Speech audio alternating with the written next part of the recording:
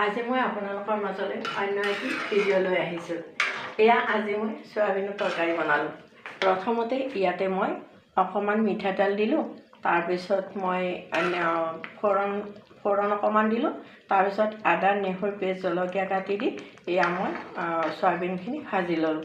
তাৰপিছত ইয়াতে মই 2টা বিলাহী কাটি দিলোঁ আৰু বিলাহী কাটি দিয়াৰ পিছত মই কি কৰিলোঁ, ৰঙালাও আৰু আলু বইল কৰি লৈ ইয়াতে চয়াবিনৰ লগত ভাজি ল'লোঁ। ৰঙালাও আৰু আলু বইল কৰি লৈছোঁ, লৈ মই ইয়াতে চয়াবিনৰ লগত ভাজি লৈছোঁ। লৈ এইদৰে মই চয়াবিনৰ তৰকাৰীখন বনালোঁ।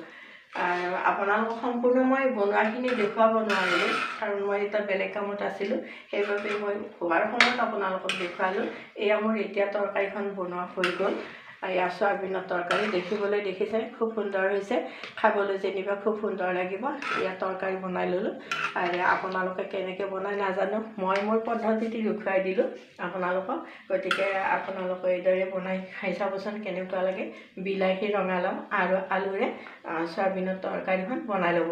আৰু যদি ভাল লাগে তেতিয়াহ'লে আপোনালোকে লাইক কমেণ্ট মোক কৰি জনাব।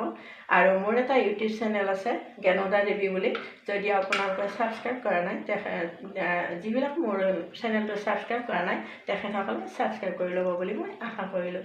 ইয়াৰ পিছত মই আপোনালোকৰ মাজলৈ অন্য এটি ভিডিঅ' লৈ আহিম। নমস্কাৰ।